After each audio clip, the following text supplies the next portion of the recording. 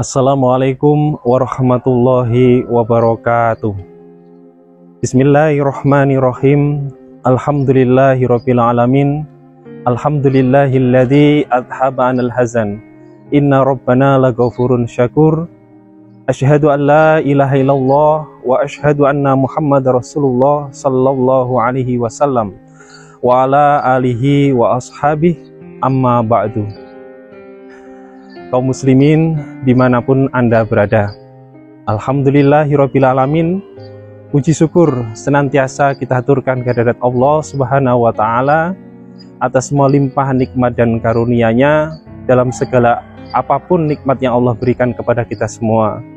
Salah satu nikmat yang patut kita syukuri kepada Allah adalah kita diqadar oleh Allah diberikan akhlak, budi pekerti yang mulia, budi pekerti yang luhur, sehingga kita bisa mencontoh sesuai dengan apa yang disabdakan oleh Rasulullah Sallallahu Alaihi Wasallam.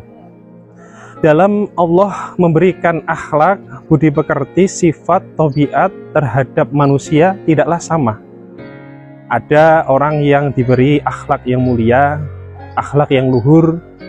Ada kalanya ada manusia yang diberi akhlak yang sedang, dan ada yang akhlaknya buruk atau jauh dari akhlak yang baik.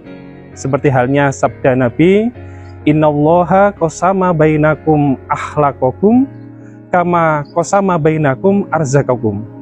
Sesungguhnya Allah di dalam membagi urusan akhlak di antara kamu sekalian, itu sama halnya di dalam Allah membagi urusan rezeki di antara kalian juga.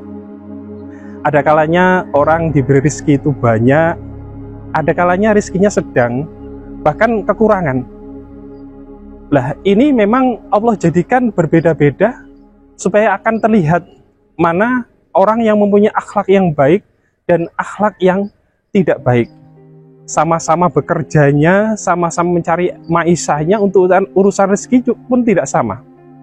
Ada yang bisa sukses, ada yang tidak sukses, ada yang kurang sukses. Dari sekian banyak karakter, akhlak, budi pekerti itu, untuk orang iman supaya berusaha mempunyai akhlak-akhlak yang mulia, budi pekerti yang baik, sifat-sifat yang baik, dan menjauhi dari sifat atau budi pekerti yang buruk. Seperti salah satu daripada sifat atau budi pekerti yang jelek adalah yaitu sifat iri dan dengki. Kelihatannya sifat iri dan dengki itu secara umum biasa saja, tapi sejatinya sifat iri dan dengki itu sangat berbahaya bagi diri orang yang sifat iri dan dengki. Terlebih bisa menyebar, bisa membahayakan orang lain.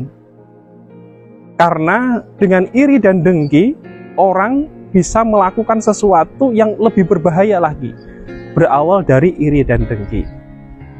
Dan untuk dirinya orang yang melakukan perbuatan atau mempunyai sifat iri dan dengki itu bisa merusak amal baiknya. Sesuai dengan sabda Rasulullah sallallahu alaihi wasallam, iyakum wal hasada fa inal hasada yakulul hasanat kama takulun nar al hatobah. Artinya, takutlah kalian atas kedengkian, sifat iri dan dengki. Sesungguhnya sifat iri dan dengki itu bisa merusak amal baik kita. Seperti halnya api yang membakar kayu yang kering. Sungguh teramat rugi sekali kita.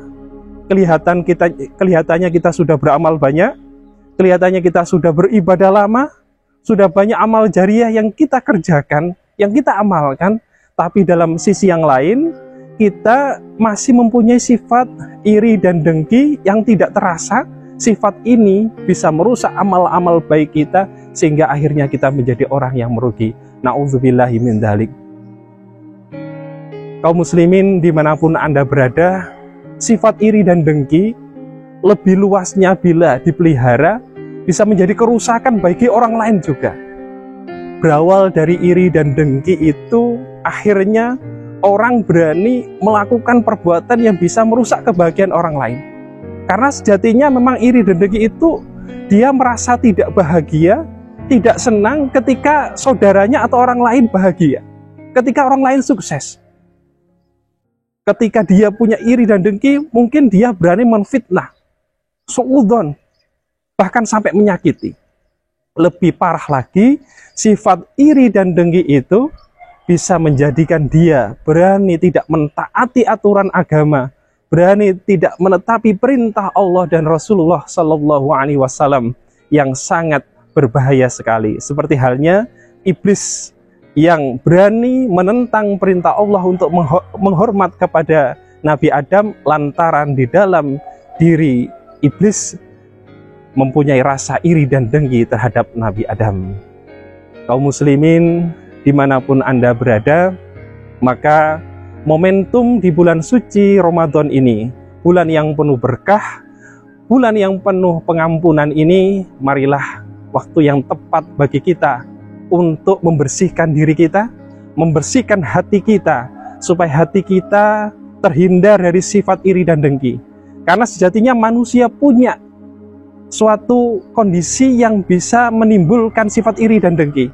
Tetapi bagaimana kita bisa meminimalisir, menghindari dari iri dan dengki itu semakin luas, sehingga kita menjadi hamba-hamba Allah yang lebih baik, lebih mulia, dan nantinya menjadi suatu amal ibadah, amal jariah yang luar biasa. Kalaulah umpama kita harus iri dan dengki, maka hanya dua hal yang boleh kita irikan, yaitu iri ketika melihat ada saudara kita yang diberi rizki yang banyak oleh Allah, lalu dia mau bersedekah, bersodakoh, dia menjadi orang yang dermawan sehingga hati kita juga ingin seperti beliau.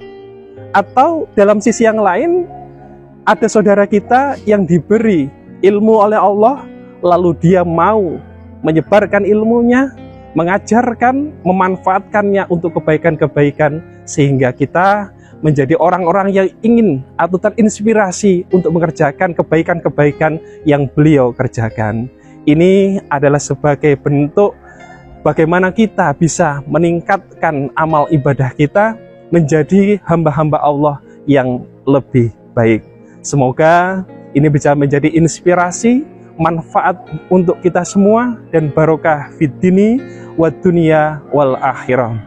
Sekian yang bisa kami sampaikan, mohon maaf atas segala kekurangan. Alhamdulillahi jazakumullah khairan. Wassalamualaikum warahmatullahi wabarakatuh.